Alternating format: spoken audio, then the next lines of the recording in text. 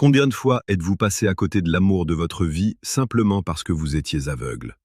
Combien de fois avez-vous confondu sa peur avec de l'indifférence ou ses appels silencieux avec de la simple politesse? Regardez-vous en face. Regardez votre passé amoureux. Si vous êtes honnête, vous verrez un cimetière d'occasions manquées, de baisers qui n'ont jamais eu lieu, de nuits passées seules alors que son cœur, son corps et son âme n'attendaient qu'un geste de votre part. C'est brutal, n'est-ce pas? Mais c'est la vérité pour l'immense majorité des hommes. Nous vivons dans un monde où l'intimité est devenue une denrée rare, une source de peur plutôt que de joie.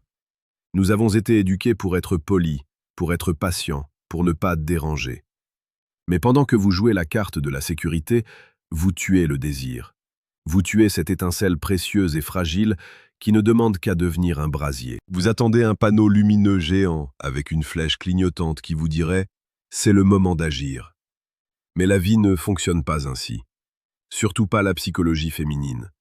La femme, par nature, par culture et souvent par protection, communique sa vulnérabilité et son désir d'intimité non pas par des cris, mais par des murmures. Elle ne va pas vous sauter dessus en vous disant « je veux que tu me prennes maintenant ». Non, elle va vous l'écrire en filigrane, dans l'invisible, dans l'atmosphère d'un moment suspendu. Et si vous n'apprenez pas à lire cette écriture invisible, vous passerez votre vie à côté du vrai bonheur. Comme le disait si sagement le philosophe stoïcien Épictète, ce qui trouble les hommes, ce ne sont pas les choses, mais les opinions qu'ils en ont. Vous pensez qu'elle n'est pas intéressée? C'est votre opinion, ce n'est pas la réalité. Votre jugement est biaisé par votre peur de l'échec et du rejet. Aujourd'hui, je vous propose de briser ce filtre, de ne plus vous baser sur vos opinions, mais de regarder les faits, les signes cliniques, concrets, les preuves psychologiques qui montrent qu'elle n'attend qu'une chose, que vous brisiez la barrière qui vous sépare. Nous allons plonger ensemble dans l'analyse de 3 signes qui ne trompent pas. 3 signes qui, s'ils sont présents simultanément, sont une invitation claire, nette et puissante à passer à l'étape supérieure. Il ne s'agit pas de forcer quoi que ce soit, il s'agit de répondre à son appel. C'est un acte de respect, pas de prédation. C'est l'acte de l'homme conscient et fort qui comprend les murmures de son cœur. Le premier signe dont nous devons parler est celui qui concerne le territoire le plus intime de l'être humain, l'espace personnel. C'est un principe psychologique fondamental, instinctif, presque animal. Nous avons tous une bulle invisible autour de nous, une bulle qui nous protège, qui définit notre frontière entre moi et l'autre. Quand nous sommes avec un étranger, un collègue ou même un ami avec qui il n'y a aucune attirance, cette bulle est large, solide. Si quelqu'un y pénètre sans permission, nous ressentons un malaise immédiat, une tension physique. Nous reculons. C'est un réflexe de survie. Mais voilà ce qui se passe quand le désir d'intimité pointe son nez. Cette bulle devient perméable. Elle ne veut plus être un mur, elle veut être un pont. Analysez votre dernière interaction avec elle. Quand vous lui parlez, où se trouve-t-elle? Est-elle à une distance polie, à plus d'1 mètre, ou bien s'est-elle rapprochée, sans même que vous vous en rendiez compte? C'est le premier niveau de ce signe. La proximité physique consentie et même recherchée. Une femme qui souhaite plus d'intimité va naturellement, instinctivement, réduire cette distance. Elle va se positionner de manière à ce que ses genoux frôlent les vôtres quand vous êtes assis. Elle va s'appuyer légèrement contre vous quand vous regardez quelque chose ensemble. Son corps va crier « Viens plus près ». Mais le signe le plus puissant de cette catégorie, ce n'est pas juste sa proximité. C'est sa réaction quand vous pénétrez dans sa bulle.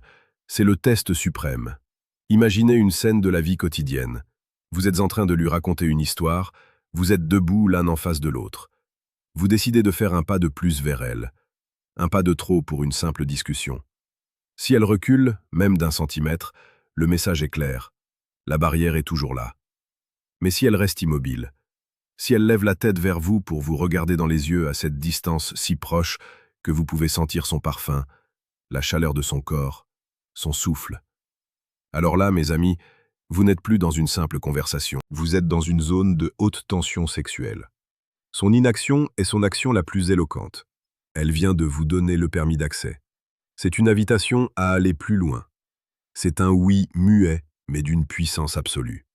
Prenez cet exemple concret. Une de mes clientes racontait qu'elle était au restaurant avec un homme qui lui plaisait énormément. Ils discutaient de tout et de rien. L'homme, conscient de ce principe, s'est rapproché de manière subtile, en tendant son bras sur la table pour lui montrer quelque chose sur son téléphone. Son corps s'est rapproché du sien. Elle ne s'est pas écartée. Au contraire, elle a légèrement incliné sa tête vers son épaule. Pour lui, c'était le feu vert. Il ne s'est pas arrêté là. Il a attendu le bon moment, il a de nouveau réduit la distance, et au moment où ils se sont levés pour partir, il n'y avait plus d'espace entre eux. Le premier baiser est venu naturellement dans le taxi. Il n'a pas forcé la porte. Elle lui avait ouvert en grand en le laissant entrer dans sa zone d'intimité. Pensez-y, ne sous-estimez jamais le pouvoir de la proximité physique. C'est le langage du corps, et le corps ne ment pas. L'esprit peut mentir, l'esprit peut avoir peur, mais le corps sait. Et le corps se prépare. Ce que vous lisez comme un simple rapprochement est en fait une préparation biologique, psychologique et émotionnelle au contact physique. C'est ici que je dois faire une pause importante pour vous. Nous construisons ensemble votre compréhension de la séduction la plus précieuse, la plus respectueuse et la plus authentique. Chaque jour, la chaîne Alpha Stoic publie une nouvelle vidéo pour vous guider dans ce chemin difficile, mais ô combien gratifiant.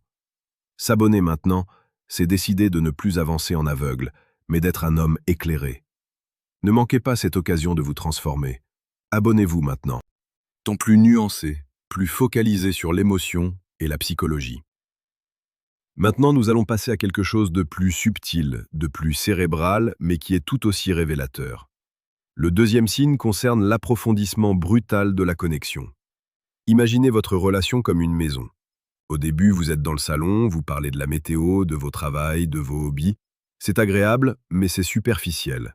C'est le small talk, la conversation polie de surface. Une femme qui ne souhaite pas plus d'intimité va vous garder dans ce salon. Elle va s'assurer que la conversation reste sur des rails sécurisés. Elle ne va pas prendre le risque de vous montrer ce qui se passe dans les autres pièces de sa maison. Mais la femme qui veut plus, la femme qui souhaite que vous partagiez non seulement son temps, mais aussi sa vie, sa vulnérabilité, son âme, elle va vous ouvrir les portes des chambres secrètes de sa maison. Elle va vous faire descendre au sous-sol. Le signe est là. Elle commence à partager avec vous ses secrets les plus intimes, ses plus grandes peurs, ses rêves inavoués, ses insécurités. Elle va vous parler de cette blessure d'enfance qu'elle n'a dite à personne. Elle va vous confier sa peur de l'échec, sa peur d'être seule. Elle va vous dessiner sa vision de son futur idéal, en s'assurant, souvent implicitement, que vous pourriez y avoir une place. Pourquoi est-ce un signe d'intimité? Parce que la vulnérabilité est l'antichambre du désir. C'est un acte de confiance absolue. Se montrer vulnérable devant un homme, pour une femme, c'est comme se mettre à nu émotionnellement. C'est se désarmer devant vous. C'est vous donner les clés de son cœur. Elle ne fait pas ça pour que vous résolviez ses problèmes. Non, c'est une erreur fatale que font beaucoup d'hommes. Elle ne cherche pas un thérapeute ou un sauveur. Elle cherche un partenaire qui est capable de l'accueillir, de la comprendre et de la protéger sans la juger. Pensez à votre relation actuelle. Vos conversations ont-elles changé? Sont-elles passées de « qu'est-ce que tu as fait aujourd'hui » à « qu'est-ce que tu as ressenti aujourd'hui » Vous parle-t-elle de choses qu'elle n'a jamais confiées à personne d'autre? Si oui, sachez que c'est un cadeau inestimable. C'est l'expression la plus pure de son désir de connexion profonde. Et voici l'autre facette de ce signe, encore plus puissante. Elle va aussi vous interroger sur votre vulnérabilité. Elle va vous poser des questions qui ne sont pas superficielles. Elle va vouloir savoir ce qui vous anime, ce qui vous fait peur, ce qui vous rend fier. Elle va chercher à comprendre l'homme derrière le masque. Quand elle fait ça, elle ne fait pas juste de la curiosité. Elle est en train d'évaluer votre capacité à être cet homme-là. Elle vous teste. Est-ce que vous êtes capable de descendre à ce niveau d'intimité émotionnelle avec elle? Si vous restez en surface, si vous répondez par des banalités ou si vous évitez les questions, vous lui envoyez le message que vous n'êtes pas prêt. Vous tuez le désir. Vous lui montrez que vous avez peur de votre propre vulnérabilité, et c'est la fin de l'attirance. Au contraire, si vous répondez avec honnêteté, si vous osez vous montrer tel que vous êtes, avec vos faiblesses et vos forces, alors une connexion va se créer. Une connexion si forte, si profonde, si viscérale, qu'elle va naturellement, inévitablement, se transformer en désir physique. Car la plus grande zone érogène pour une femme, c'est son cerveau. Et vous venez d'en prendre possession. Voici une situation concrète. Un homme que j'ai coaché m'a raconté qu'un soir, son ami a commencé à lui parler de sa relation complexe avec sa mère. Elle a pleuré un peu. Il n'a pas essayé de réparer le problème. Il n'a pas dit « tu devrais faire ça ». Il l'a juste écouté. Il a pris sa main, il a croisé son regard, il lui a dit « je comprends, ça a l'air vraiment difficile, je suis là pour toi ». Puis, il a pris le risque de lui parler de sa propre relation avec son père. Ils ont partagé leur vulnérabilité. L'ambiance a changé instantanément. Le silence qui a suivi n'était pas gênant, il était chargé. Il n'y avait plus de « je » et de « tu », il y avait un « nous ». Un « nous » qui, quelques minutes plus tard, s'est scellé par un baiser qui a marqué le début d'une histoire d'amour profonde. La vulnérabilité est un pont. Elle veut le traverser avec vous. N'ayez pas peur de le construire avec elle. À ce stade, vous réalisez probablement à quel point la séduction est une question de psychologie, de respect et de maîtrise de soi. C'est l'essence même de l'approche stoïcienne de la vie, comprendre ce que nous pouvons contrôler et agir avec sagesse. Pour vous aider à approfondir cette philosophie et à l'appliquer dans votre vie et vos relations, j'ai préparé quelque chose de spécial pour vous. C'est un livre gratuit, un guide pratique et direct, intitulé « Le manuel brutal du stoïque ». Vous y trouverez les principes fondamentaux pour devenir un homme imperturbable, confiant et capable de prendre les bonnes décisions, même dans les situations les plus complexes. C'est l'allié indispensable pour l'homme moderne qui veut réussir. Vous pouvez le télécharger en cliquant sur le deuxième lien en description de cette vidéo. C'est une ressource précieuse et elle est pour vous. Profitez-en. Enfin, nous arrivons au troisième signe, le plus explicite, le plus charnel. C'est la signature de l'intimité. C'est le moment où le cœur, l'âme et le corps s'alignent.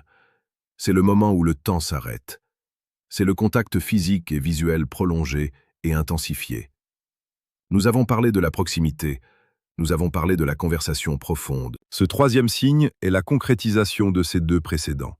C'est l'acte final de l'invitation. Le premier niveau de ce signe est le contact physique. Il n'est plus accidentel. Il n'est plus simplement un frôlement de genoux. Il devient volontaire, persistant et stratégique. Quand elle vous touche, comment le fait-elle? Est-ce un contact rapide et superficiel? Ou bien est-ce un contact qui dure? Par exemple, quand elle pose sa main sur votre avant-bras pour appuyer un point dans la conversation, sa main reste-t-elle là une seconde de trop? Quand vous lui tenez la porte, son corps frôle-t-il le vôtre de manière si proche que vous pouvez sentir sa chaleur? Quand elle arrange votre col de chemise ou enlève un cil imaginaire de votre joue, est-ce un geste de pure amitié ou est-ce une caresse déguisée? Analysez la nature de son toucher. Si elle souhaite plus d'intimité, son toucher va se diriger vers les zones que j'appelle les zones de l'intimité, c'est-à-dire l'intérieur du poignet, le haut du dos, la nuque ou même le visage. Elle va chercher le contact de la peau sur la peau. Mais le signe le plus puissant de cette catégorie, celui qui ne laisse aucune place au doute, c'est le contact visuel. Ce n'est pas juste un regard, c'est le regard. Le regard qui vous transperce. Il y a deux types de regards. Le regard social, qui passe de l'œil droit à l'œil gauche et qui se perd dans la conversation. Et le regard de l'intimité. Voici comment vous pouvez le reconnaître. Quand vous lui parlez, son regard va descendre. Il va glisser de vos yeux vers vos lèvres. Elle va regarder votre bouche pendant que vous parlez, puis remonter vers vos yeux. C'est un mouvement de triangle. Yeux, bouche, yeux. C'est un signal biologique et inconscient. Elle est en train d'imaginer vous embrasser. Et ce n'est pas tout. Le contact visuel va se prolonger. Normalement, quand deux personnes se regardent, l'une finit par baisser les yeux. C'est une forme de soumission ou de gêne. Mais ici, elle va soutenir votre regard. Elle ne va pas le lâcher. Au contraire, elle va vous regarder de manière si intense que vous allez ressentir une tension, une pression, une électricité. Ses pupilles vont se dilater. C'est un signe biologique direct de l'attirance sexuelle et du désir d'intimité. Elle est en train de vous dire sans un mot « Je suis prête. Et toi ?» Imaginez cette scène. Vous êtes en fin de soirée, dans un bar ou chez l'un d'entre vous. La conversation est tombée dans un silence lourd et chargé d'électricité. Vous êtes assis l'un en face de l'autre. Elle vous regarde dans les yeux. Elle ne dit rien. Elle soutient votre regard. Elle sourit légèrement. Puis son regard glisse vers vos lèvres, il remonte, il s'attarde de nouveau sur vos yeux. Elle se rapproche légèrement. Son corps est détendu, ouvert, vulnérable. Si vous êtes dans cette situation, mes amis, vous avez reçu non pas un carton d'invitation, mais une lettre d'amour charnelle, écrite en lettres de feu. Le temps de la parole est terminé. C'est le moment d'agir. C'est le moment de combler cet espace qui vous sépare. C'est le moment du baiser. Ne l'oubliez jamais. Le contact physique et visuel est le langage direct de l'intimité. C'est l'acte final de la séduction. C'est là que tout se joue. Vous êtes maintenant en possession de la clé de la serrure. Vous avez les connaissances pour ne plus être l'homme aveugle que vous étiez. Vous avez les outils pour lire l'invisible. La proximité physique consentie, l'approfondissement brutal de la connexion émotionnelle par la vulnérabilité et le contact physique et visuel prolongé et intensifié. Si vous voyez ces trois signes, sachez que vous n'êtes plus dans une simple interaction sociale. Vous êtes dans le prélude de quelque chose de grand. Mais posséder la clé n'est pas suffisant. Vous devez avoir le courage de l'insérer dans la serrure et de tourner la poignée. Comme le disait si sagement Marc Aurèle, la vie n'est ni un bien ni un mal, mais le lieu du bien et du mal. De même, la séduction n'est ni bonne ni mauvaise.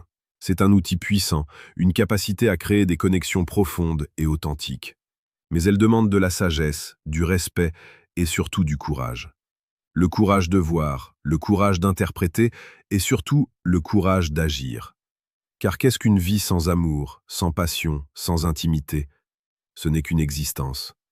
Une suite de jours gris et monotones. Vous avez le droit au bonheur. Vous avez le droit à cette connexion profonde et charnelle que vous désirez.